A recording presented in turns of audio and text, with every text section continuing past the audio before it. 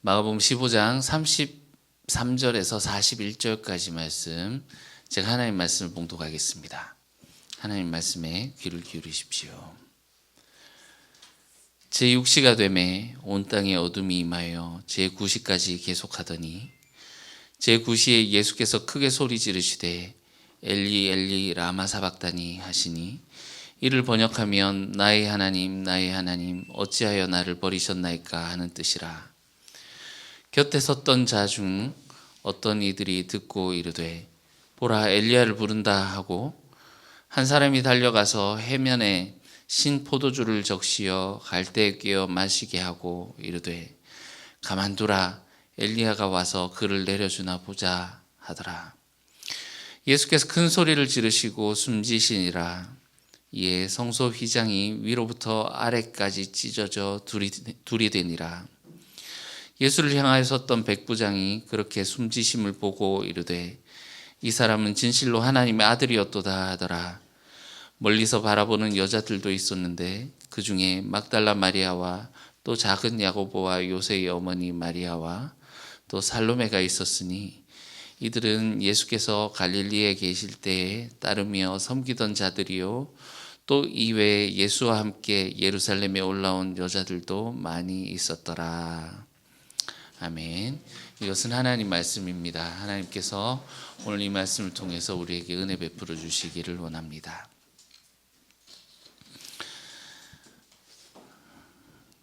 예수님이 십자가에 달리셨습니다. 오늘 본문을 보니 제6시가 되매라고 시작을 하고 있습니다. 여러분, 6시, 성경에 나오는 이 시간은 우리가 쓰는 시간으로 환산하자면 6시간을 더하면 됩니다. 그러니까 6시 하니까 우리로 치자면 12시겠죠. 여러분, 정오, 하루 중에 가장 해가 강하게 비치는 때지 않습니까? 그렇지만 하루 중에 가장 밝아야 할 그때 어둠이 임했는데, 그것이 제9시까지, 그러니까 오후 3시까지 이 어둠이 지속되었다라고 말합니다. 가장 밝아야 할 이 시간에 하나님은 온 세상을 어둠으로 덮어버리십니다. 우리는 이 그림을 어떻게 해석을 해야 할까요? 도널드 거슬이라는 학자가 이런 말을 했습니다. 아버지께서 버림당하는 아들을 볼 수 없어서 어둠으로 세상을 가리신 것 같다. 이것은 해석이라기보다는 주관적인 소감이고 어쩌면 시적인 표현이라고 할 수 있겠죠. 실제로 하나님은 예수님의 십자가에서 외치는 소리, 엘리 엘리 라마 사박다니, 나의 하나님 나의 하나님 어찌하여 나를 버리십니까 하는 그 소리도 외면하시죠. 사실상 예수님이 붙잡혀서 재판을 당하는 그 불의 재판 가운데에서 예수님이 하나님의 뜻을 행하기 위해서 담대히 그들에게 전할 때에도, 올곧게 서 계실 때에도 하나님은 예수님을 그대로 방치해 두셨고, 제자들이 배신하고 무리들이 변심해서 그를 십자가에 못 박으라고 그렇게 소리를 칠 때도 예수님이 채찍질 당하고 고문당하고 십자가에 가기까지 온갖 조롱과 욕설에도 하나님은 침묵하셨습니다. 결국 이 아들의 죽음 전에 십자가의 고통과 아버지로부터 아버지 왜 나를 이렇게 내버려 두십니까 하는 그 유기에 대한 고통, 그 영적인 아픔이죠. 이런 고통에 외치는 외침마저 하나님께서는 외면하십니다. 6시부터 9시까지 어둠이 덮었더라. 이 어둠이라는 것은 사실 많은 심상을 가지고 있죠. 아들을 외면하는 아버지의 그런 마음도 담겨 있겠습니다만, 하나님의 부재, 그러니까 하나님의 그 끊임없는 침묵에 고통당하는 아들, 그리고 우리 그리스도인들의 현실들도 보여주는 것 같습니다. 우리가 살면서 많은 어려움들을 겪습니다. 그러나 때로는 정말 이런 어려움들 중에 정말 어둠에 덮인 듯 앞이 한치도 보이지 않는 그런 상황에 우리가 처하기도 합니다. 하나님의 부재. 사실 이것이 우리가 예배 중에 충만한 하나님의 임재, 그 하나님의 사랑, 이런 것들을 느껴보신 분들은 더욱더 공감하시리라 생각이 듭니다만, 정말 우리가 어려운 문제가 있어도, 아무리 어려운 문제가 있을지라도 하나님이 우리와 함께 하시고 하나님의 위로가 있으면 우리는 견딜 힘이 있잖아요. 그렇지만 정말 우리가 어둠같이 한치 앞이 볼 수 없는 그런 상황은, 그런 절망적인 상황들이 닥쳤을 때 하나님마저 나를 버리신 것 같은 그런 느낌, 정말 앞으로도 뒤로도 갈 수 없는 그런 상황 속에서 하나님조차 느낄 수 없는, 하나님이 나를 버리신 것은 아닌가 하는 그런 생각이 들 때 우리는 정말 좌절하고 절망을 겪게 됩니다. 사실 이 어둠의 상황이란 것이 개인적인 상황만은 아니죠.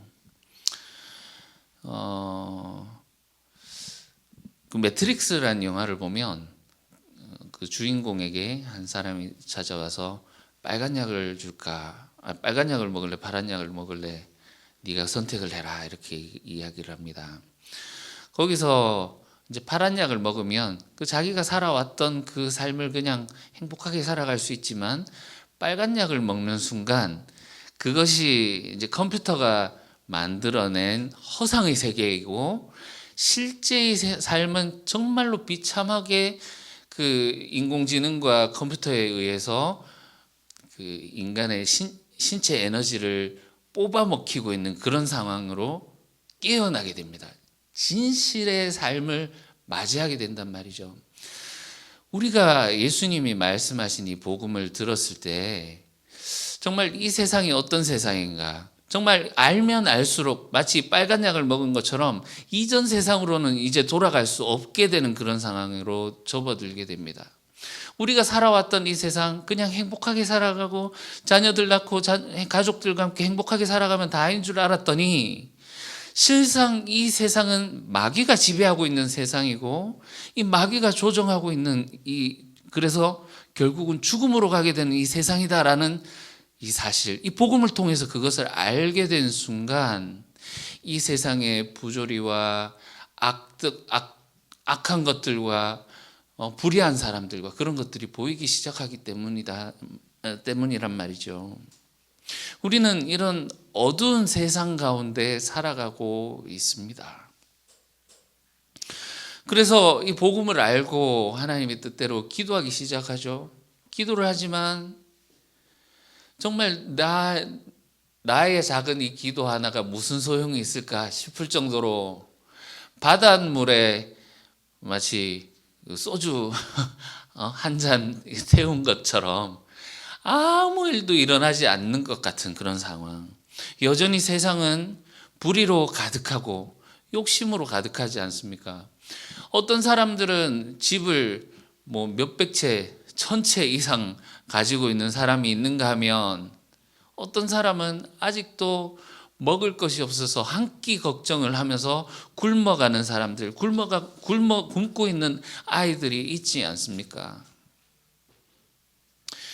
이렇게 기도를 하다가 우리의 마음이 지쳐갈 때, 정말 이 어두운 상황 가운데 아무것도 할 수 없는 것 같은 우리의 기도에 지쳐갈 때 우리는 이런 질문들을 하게 되지 않습니까?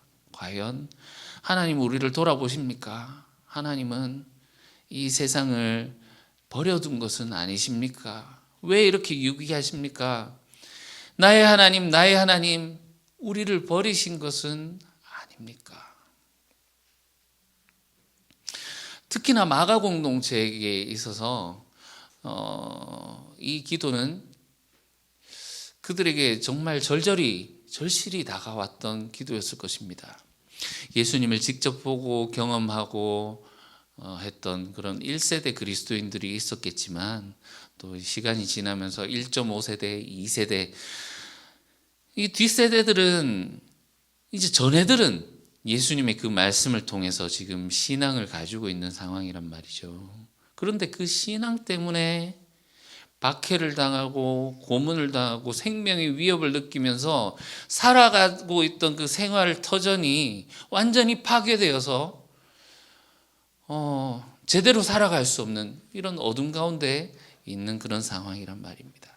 그런 의미에서 예수님의 이런 기도, 예수님의 겪고 있는 이 상황, 오늘 본문이 말하고 있는 이 어둠이라는 것은 그들의 실종, 그들의 현실이었을 것입니다. 이 어둠이란 이 상징, 우리가 보통 어떤 때 사용합니까? 희망 없음, 절망, 실패 이럴 때 사용하죠. 사실 오늘 본문을 읽어보면 예수님의 그 상황이 정말 참으로 어둠임을 우리가 알 수 있습니다. 하나님 나라를 선포하던 그 예수님의 이 사역은 과연 이대로 실패하는 것입니까? 강한 자를 제압하고 억눌린 자를 거기서 내가 강탈하겠다 이렇게 말씀하셨는데 사실 강탈당한 건 예수님이 강탈당했지 않습니까? 옷도 빼앗기고 가진 거 모두 다 빼앗기고 자유부터 모든 인권 나중에 생명까지도 십자가에서 빼앗기게 되지요. 37절에 보시면 예수님이 큰 소리를 지르고 숨지시더라 이렇게 말하고 있는데요. 우리가 앞에서 읽어보았을 때 이 큰 소리 지르다라는 것은 예수님 귀신들을 쫓아내실 때 귀신들이 죽을 때 하던 행동입니다. 예수님이 나가! 귀신을 향해서 소리 지르실 때 귀신이 큰 소리를 지르며 떠나더라 이렇게 했거든요. 예수님이 바알세불에 집혔다라고 그렇게 얘기를 하더니 정말 예수님은 귀신 들렸던 것일까요? 어둠은 사실 이 3시부터 9시까지 어둠이 임했다라고 하는데 이것은 사실 하나님의 심판을 의미하는 것입니다. 출애굽 때 10가지 재앙 중에 9번째 재앙이 흑암이었죠. 흑암이 며칠 동안? 3일 동안. 이 어둠이 지금 몇 시간 동안 임하고 있습니까? 3시간 동안. 그 출애굽기 임했던 그 하나님의 저주로서의 심판으로서의 어둠을 상징하고 있는 것이기도 하고 창세기 1장 2절에 보시면 어둠과 흑암이 있고 거기에 혼돈하고 공허한 그런 상태, 하나님이 창조 이전의 상태가 공허하고 흑암 어둠이 있었다라는 것을 볼 때 하나님의 심판은 창조 이전의 상태로 되돌리는 것입니다. 노아의 홍수 때 여러분 보시면 아시겠지만 하나님이 창조하실 때 궁창 위의 물과 궁창 아래의 물을 나누고 모든 것을 질서를 잡았는데 노아의 홍수 때 하늘의 창들이 열려서 모든 물이 쏟아지고 다 뒤집혀서 창조 이전의 모습으로 돌아가는 것을 우리가 볼 수 있거든요. 하나님 심판이란 것은 이 창세기 1장 2절에서 보이는 그 창조 이전의 상태로 돌리는 것이기 때문에 어둠이 임했다라는 것은 하나님의 심판이 임하고 있음을 보여주는 것입니다. 그러면 지금 이 하나님의 심판을 예수님이 짊어지고 있는 것입니까? 예수님이 그 하나님의 심판을, 하나님의 저주를 당하고 있는 것입니까? 제자들에게 배신을 예수님이 당하셨는데 제자들에게만 배신을 당한 것이 아니라 하나님께 배신을 당한 것은 아닙니까? 하나님 나라 복음을 선포하고 죽음의 위협 앞에서도 하나님의 뜻 앞에서 당당히 그것을 선포하셨는데 그 결과가 하나님이 입을 싹 닫아버리시고 침묵하신다. 그리고 그냥 죽음에 내버려 두신다. 예수님은 속으신 것일까요? 예수님은 과연 실패하신 것일까요? 여러분, 이 마가복음은 이 마가 공동체에게 예수님이 하셨던 그 가르침을 예수님과 직접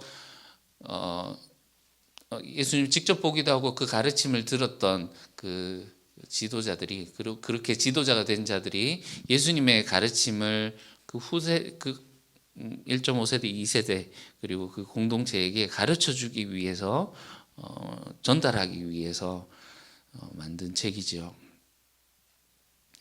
세 부분으로 나뉘어 있지 않습니까? 갈릴리, 길, 예루살렘. 우리가 갈릴리 파트 읽을 때만 해도 예수님이 이 가버나움에서의 하루 정말 하나님 나라 이 에덴을 회복하시는 분이시구나. 병자를 고치고 귀신 들린 자를 쫓아내시고 서기관들과는 차원이 다른 권세 있는 가르침을 하시면서 이 예수님을 믿고 따르면 우리가 구원받겠구나. 우리가 고침받고 우리를 주님이 구원하실 수 있겠구나 라는 것을 우리가 거기서는 볼 수 있지만, 이야기가 점점 지속될수록 어떻게 됩니까? 길 이야기에서는 이런 기적도 점점점 없어지더니 예수님이 내가 십자가에 달려서 죽고 사흘 만에 부활해야 된다, 순한 예고를 3번이나 이렇게 하시더니 실제로 예루살렘 파트에 들어와서는 기적이 아예 나오지 않죠. 오히려 어둠이 온 땅을 덮고 무력하게 십자가에서 죽으시는 그런 모습을 우리가 보게 된단 말입니다. 이 마가 저자는 도대체 마가복음을 통해서, 그리고 오늘 이 십자가의 본문에서 이것을 통해서 우리에게 무엇을 가르치려 하는 것일까요? 우리에게 무엇을 보여주고자 하는 것일까요?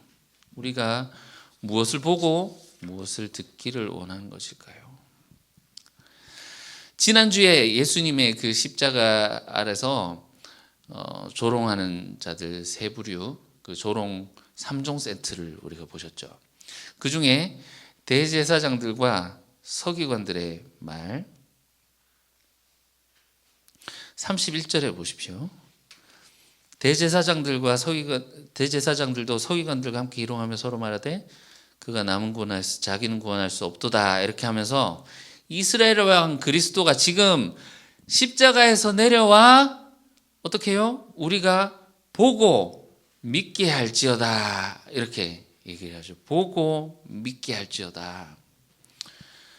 자, 그런데 예수님이 십자가에서 막 권능으로, 아니면 우리 보셨다시피 막 근육이 갑자기 막 헐크처럼 생기더니 우지끈 이렇게 십자가를 부숴버리고 내려오셨습니까?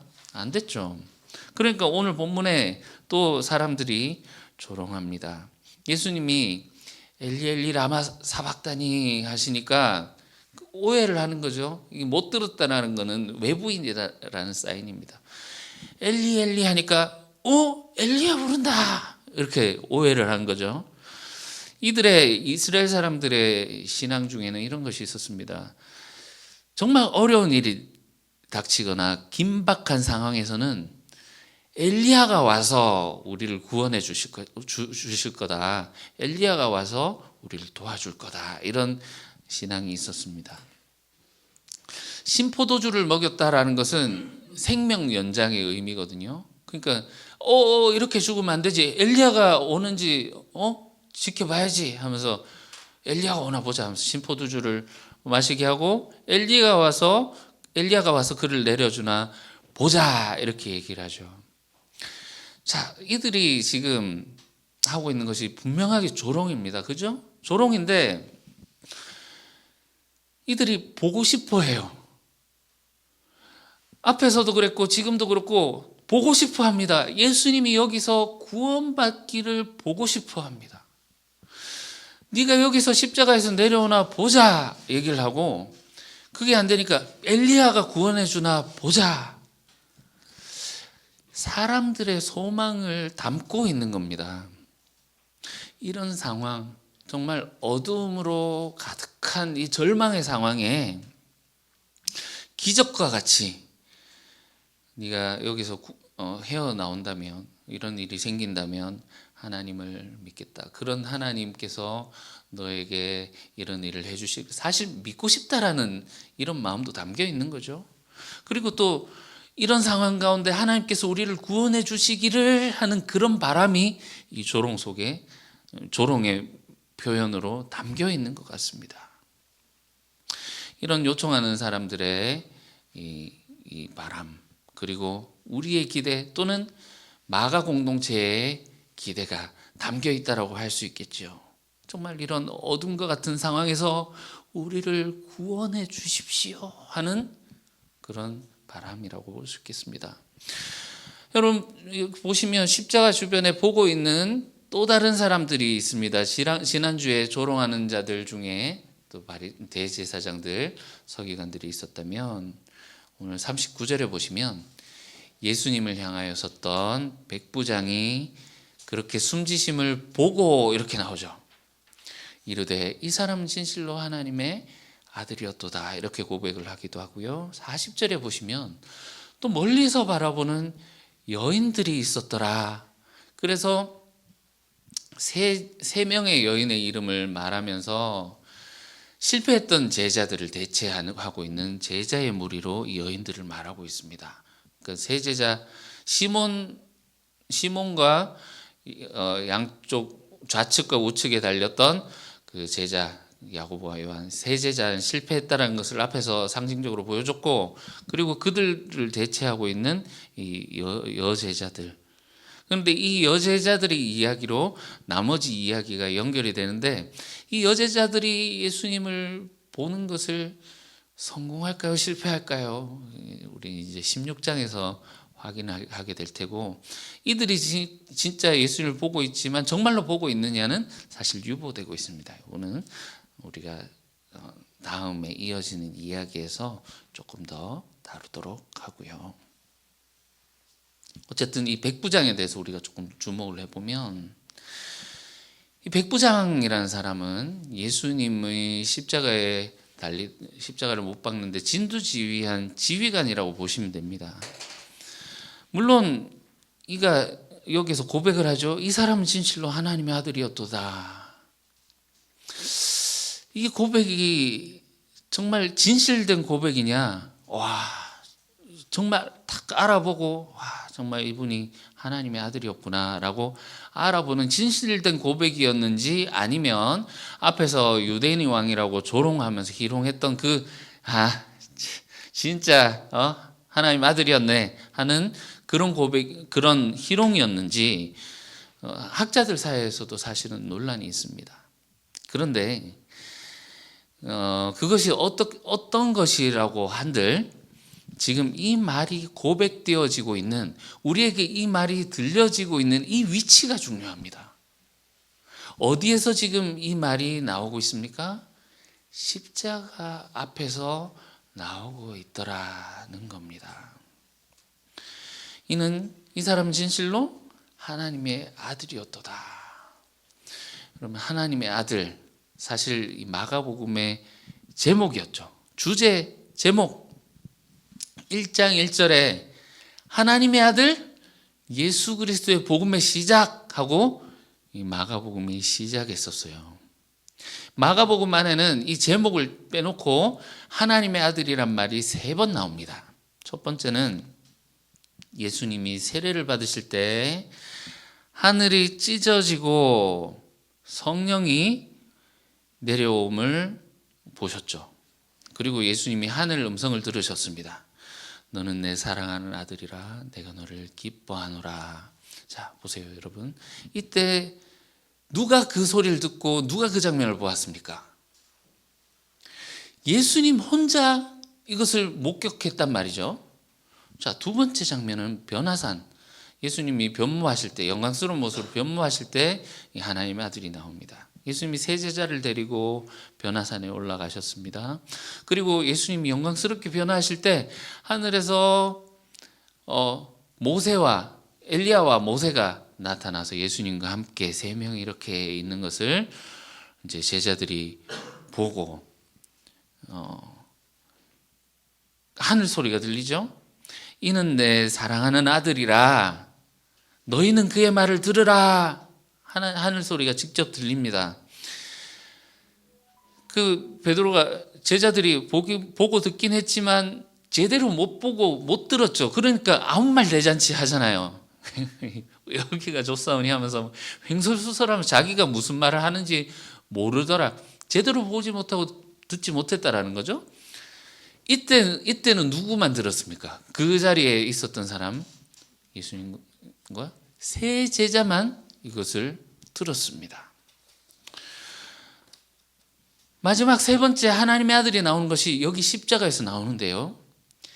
백부장의 입을 통해서 고백되어집니다. 이는 진실로 하나님의 아들이었다. 누가 듣게 됩니까? 모든 사람이 듣게 되죠. 처음에 1장 1절에서는 우리 독자들만 마가가 우리에게만 알려주는 거죠.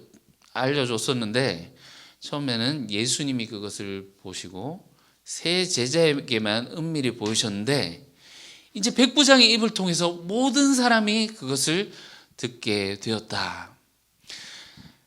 그 백부장이 이런 고백을 하게 된 이유가 무엇입니까? 십자가에 가까이 있기 때문입니다. 그렇게 숨지심을 보고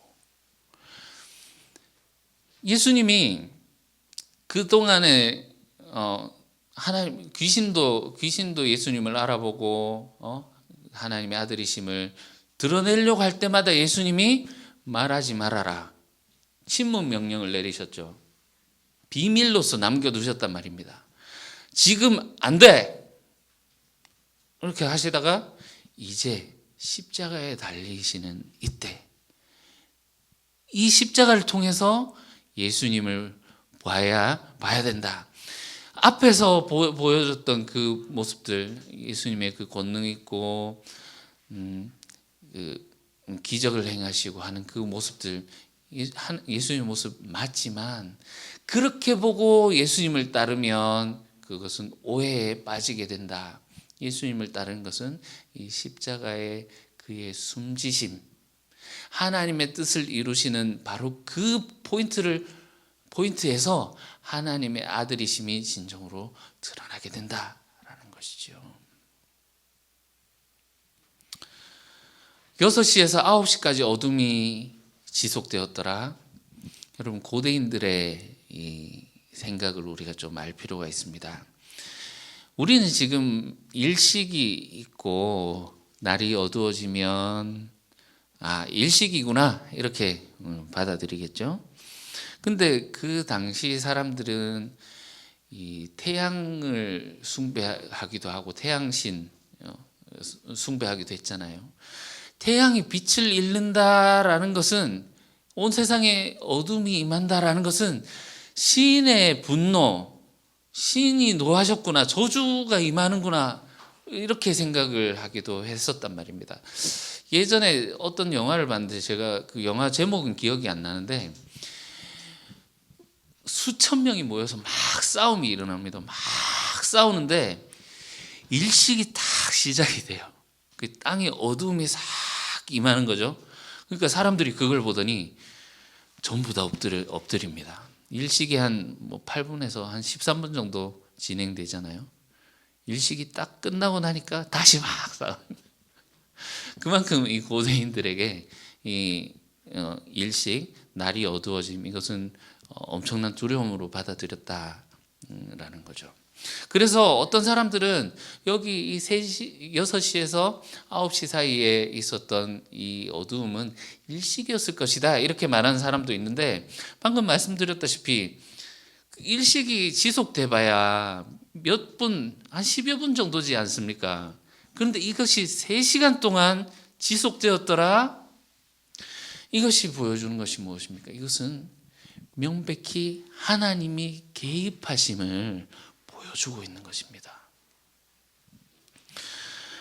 그러면 아모스 8장 9절에서 10절에 이런 말씀이 있습니다. 여호와의 말씀이니라.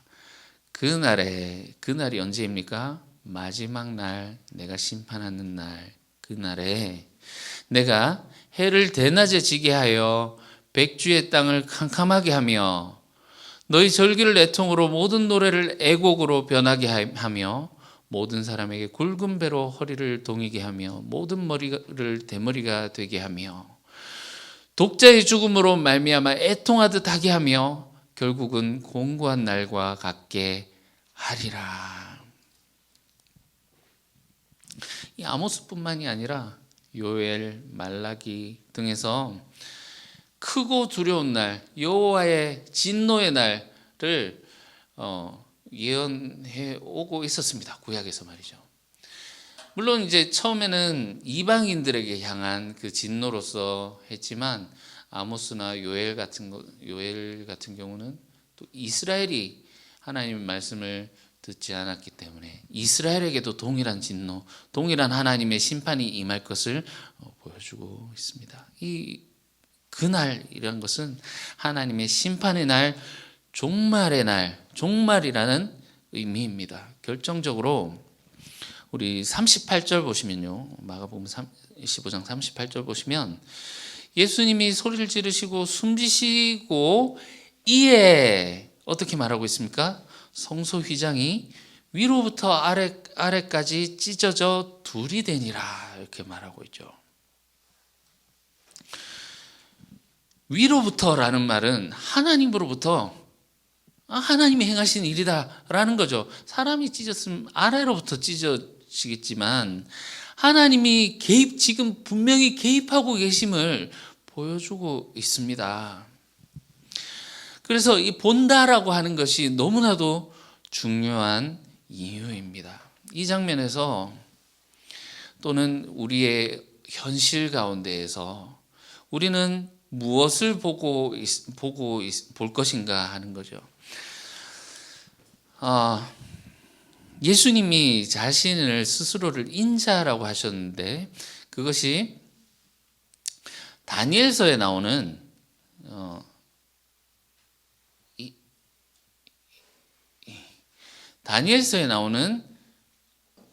인자, 우리 예전에 보셨다시피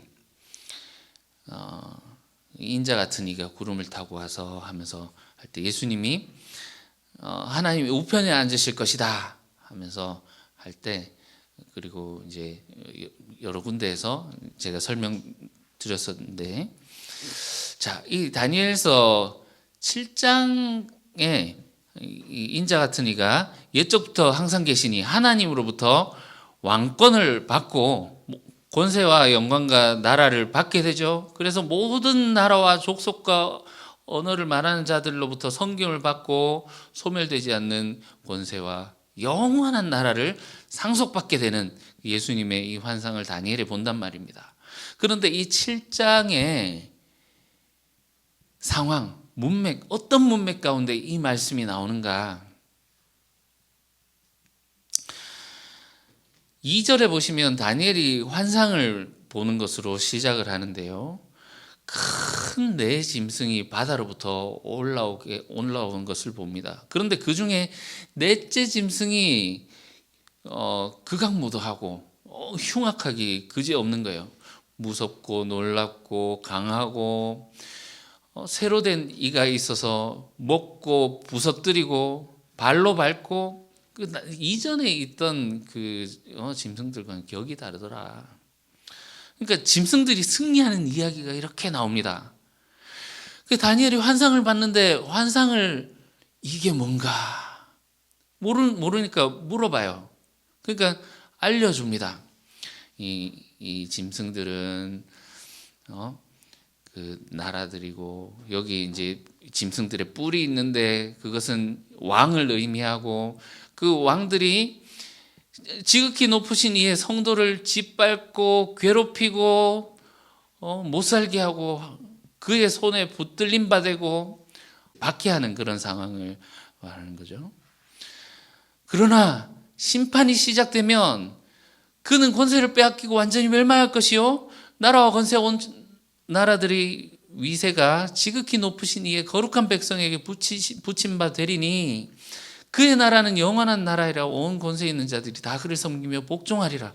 그러니까 하나님이 지금은 이 짐승들이 설치고 악이 판을 치는 이 세상이지만 하나님이 심판하시는 그날 성도들을 다 구원하고 이 세상을 온전히 바로잡을 것이다 라고 하는 그 환상을 보여주시는, 그래서 나오는 것이 이겁니다.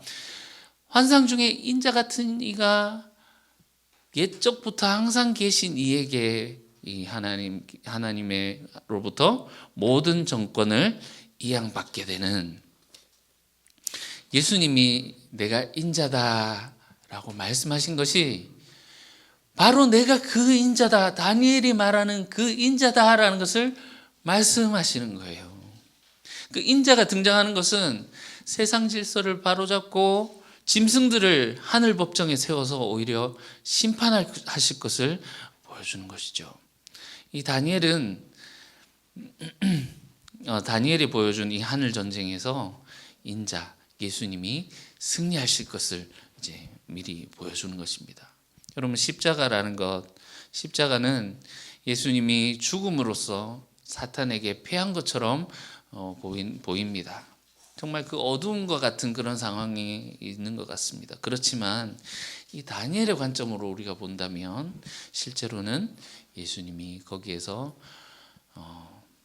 승리하고 계심을 우리가 볼 수 있다라는 거죠. 예수님이 강한 자에게 패하고 있는 것처럼 큰 소리를 2번이나 지르고 죽는 것처럼 보이지만 실상은 예수님이 십자가에서 숨지시는 이 순간 강한 자를 결박하고 그 집을 침탈하고 있는 순간이다라는 것입니다. 그로 인해서 사탄에게 속한 많은 사람들을 예수님이 노략질해내고 있는 그 구원의 순간이다라는 것이죠. 자, 37절 예수께서 큰 소리를 지르시고 숨지시니라, 원어로 보자면 숨지시니라 마지막 숨을 내쉬었다, 이렇게 해석이 원어로 보면 그렇게 됩니다. 마지막 숨, 영이라고도 해석을 되죠. 마지막에 영을 내뱉었다, 이렇게 해석을 할 수 있습니다. 예수님이 세례를 받으실 때 예수님이 무엇을 보셨습니까? 하늘이 찢어지고, 독특하게 마가복음에서는 하늘이 찢어진다라는 표현을 썼거든요. 하늘이 찢어지고 성령이 내려오는 것을 예수님 혼자 보셨어요. 그런데 이 십자가에서는 성전이 찢어지고, 동일한 단어입니다. 찢어지다라는 동일한 단어입니다. 성전의 휘장이 위로부터 아래까지 찢어지고 예수님이 마지막 숨을 내쉬는 성령이 임하고 있는 이 장면, 이것이 십자가에서 이루어지고 있더라. 가까이 있던 백부장, 십자가에 가까이 있던 백부장이 이 성령을 받아들이고 온전하게 고백을 하지 않습니까? 예수를 향하여 섰던 백부장, 향하여 섰다라는 것은 적대의 의미가 있습니다. 영어로 against, 그죠? 하면 적대적으로 반대하다라는 그런 의미가 있잖아요. 적대하던 그가 이는 정말 하나님의 아들이시구나, 성령으로 말미암아 고백을 하게 되는 그런 장면이죠. 마가복음 1장 1절에 그 하나님의 아들이심이 드러나고 있는 순간이다라는 겁니다. 이 성소의 휘장이 찢어짐, 이것은 하늘이 찢어지는 것과 같은 의미죠. 성소하면 온 우주를 상징하는 것이기 때문에 그렇지 않습니까? 여기 성소의 휘장이 찢어진다라는 것이 진정으로 극적인 반전이지 않습니까? 37절로 만약에 예수님의 이 십자가 기사가 끝이 났다라면 우리는 뭐 이런 패배한 예수님 따를 수가 없겠죠. 그렇지만 38절 하나님께서 드디어 여기서 반응하시고 개입하시지 않습니까?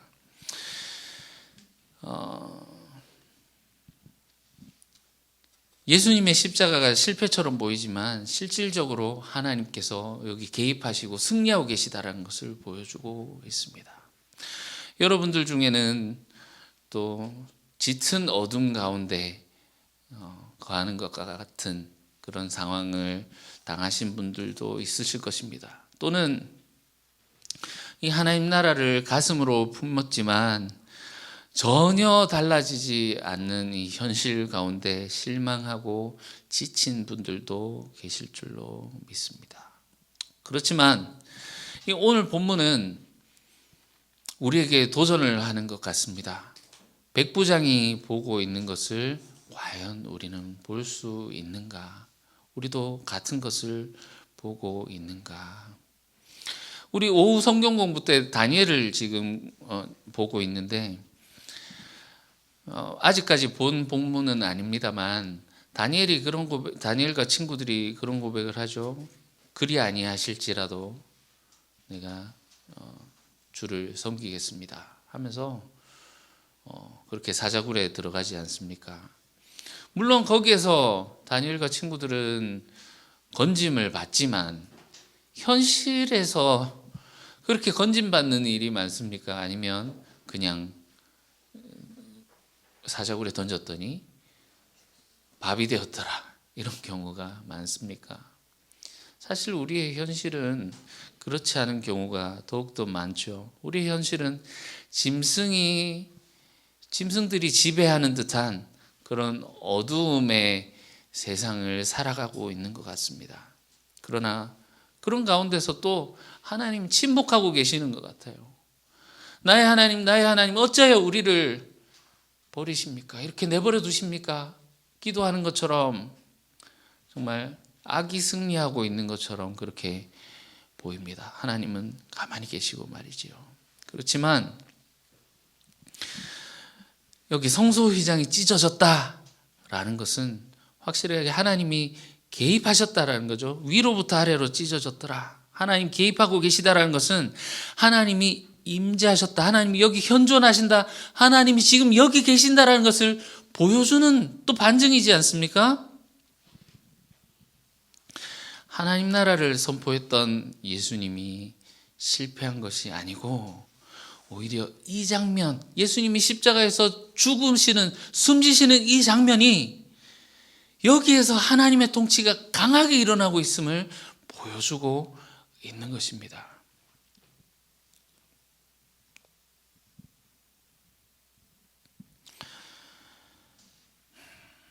이 어둠이라고 하는 것은 하나님의 심판이라고 했고, 이 하나님의 심판이 어디에 쏟아졌는지 우리가 볼 필요가 있습니다.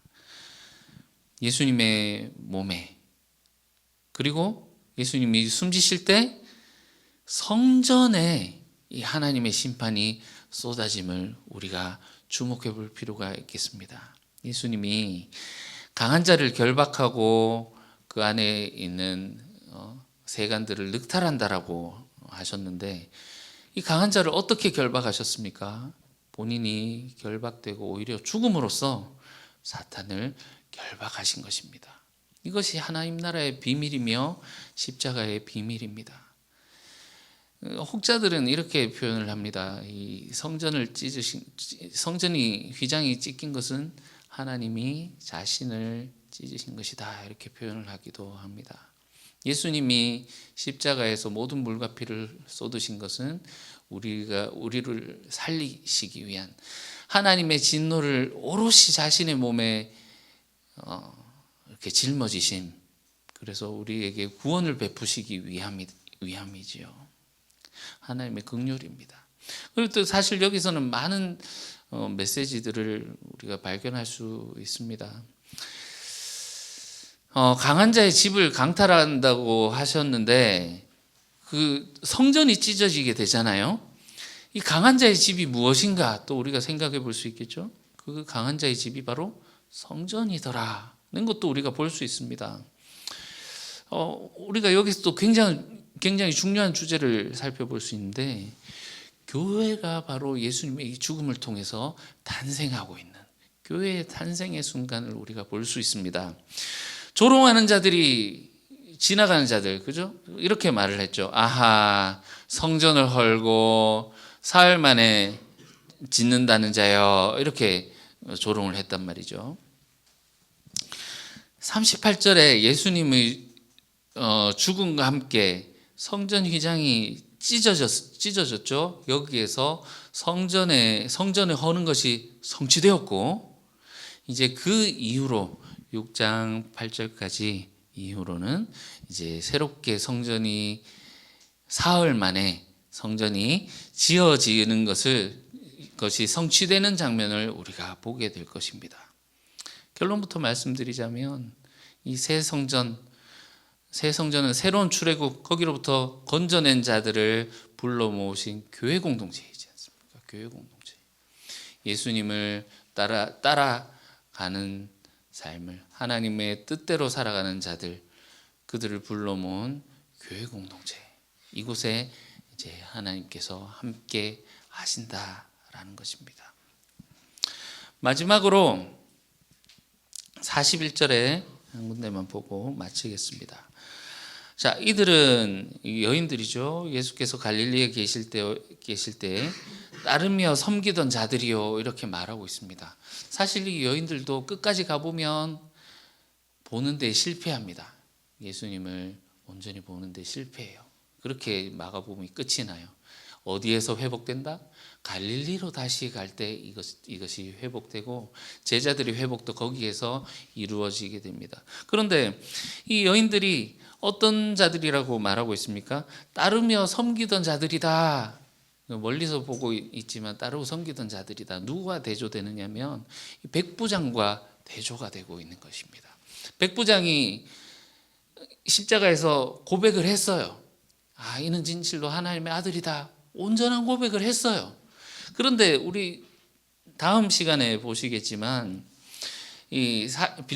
빌라도가 백부장을 불러서 아리마대 요셉이 예수님의 시체를 요구하니까 장사진에게 달라고 하니까 벌써 죽었다고 하면서 백부장을 시켜서 예수님이 죽었는지 확인하게 합니다. 그때 백부장이 이 빌라도의 명령을 여전히 수행하고 있는, 그 로마의 질서 아래 여전히 있는 그 군인으로서의 신분을 수행하고 있는 모습을 보게 되거든요. 정말 이가 돌이켜서 왔는지 우리가 의아한 그런 모습을 볼 수 있단 말이죠. 중요한 것은 예수님이 누군지 온전히 고백하는 그 고백이 아니라 따름과 섬김, 예수님을 진정으로 따르고 섬기는 것이 중요하다.